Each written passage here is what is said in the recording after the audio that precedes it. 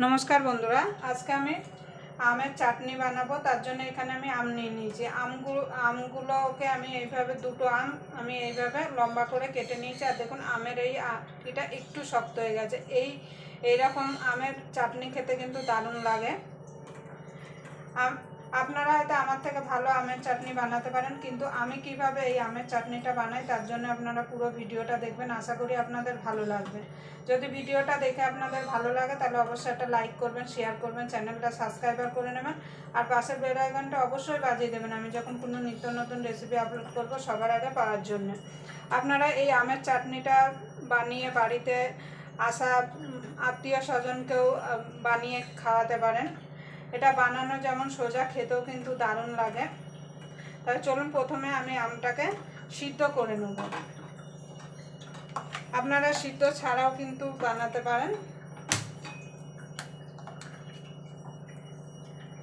এবার আমগুলোকে আমি জলের মধ্যে ঢেলে দেব।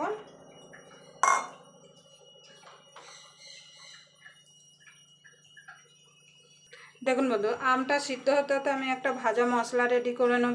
দেখুন বন্ধুরা, ভাজা মশলার জন্য আমি এদিকে গ্যাসে কড়াই বসিয়ে দিয়েছি। দিয়ে দেবো দুটো শুকনো লঙ্কা আর দিয়ে দেবো একটু পাঁচফোড়ন।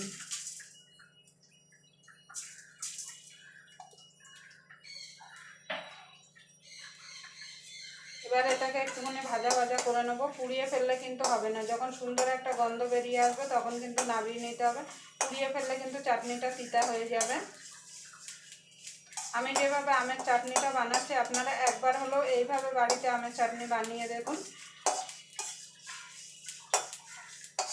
এই চাটনি খাওয়ার পরে কিন্তু অন্য কোনো চাটনি খেতে ইচ্ছা করবে না। আর বাড়িতে কোনো আত্মীয় স্বজন এলে একবার খাইয়ে দেখবেন এই চাটনিটা।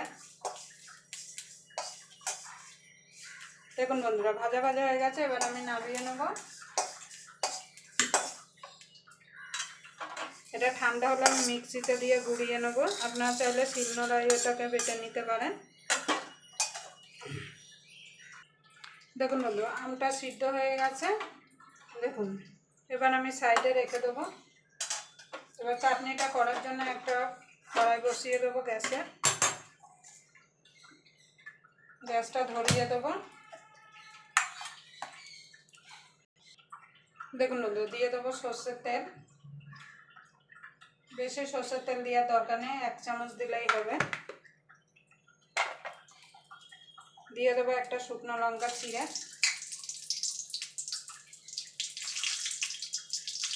দিয়ে দেবো পাঁচফোড়ন।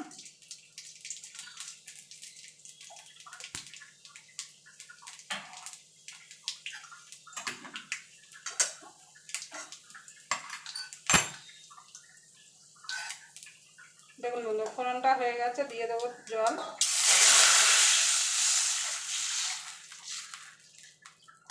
আপনারা যদি বেশি পাতলা খেতে চান তাহলে জলটা একটু বেশি দেবেন। দিয়ে দেবো সামান্য একটুখানি হলুদ গুঁড়ো।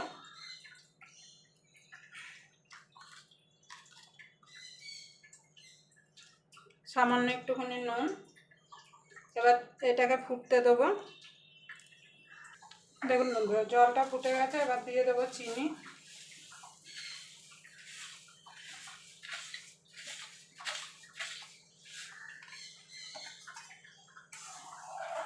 আমরা একটু মিষ্টি বেশি খাই বলে আমরা একটু বেশি চিনি দিচ্ছি। আপনারা যদি কম মিষ্টি খেতে পছন্দ করেন তাহলে কম চিনি দেবেন।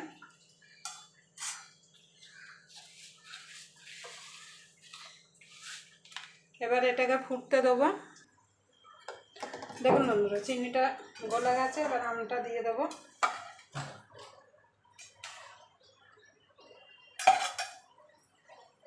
এবার দিয়ে এটাকে মিনিট 5 ফুটিয়ে নেব। দেখুন, এইভাবে করলে কিন্তু আম পুরো গোটা গোটা থাকবে। সুন্দরভাবে আমগুলো দেখুন সিদ্ধ হয়ে গেছে। মিনিট 5 ভালো করে ফুটিয়ে নেব। দেখুন বন্ধুরা, যে পাঁচফোড়ন আর শুকনো লঙ্কাটা গুঁড়িয়ে রেখেছিলাম সেটা দিয়ে দেবো।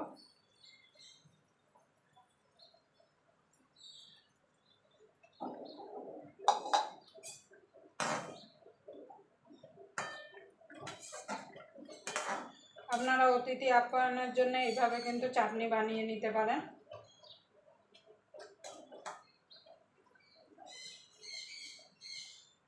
আর আমি শুকাবো না, কেন এটা ঠান্ডা হলে কিন্তু আরেকটু কিন্তু মানে গাঢ় হয়ে যাবে, কেন চিনি আছে তো, চিনিটা একটু হবে।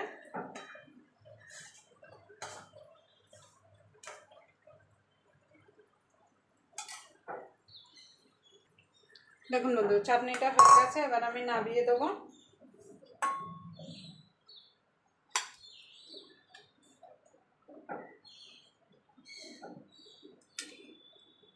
আবার আপনাদের সঙ্গে কোনো নতুন রেসিপি নিয়ে দেখা হবে, ততক্ষণ পর্যন্ত আপনারা ভালো থাকবেন, সুস্থ থাকবেন।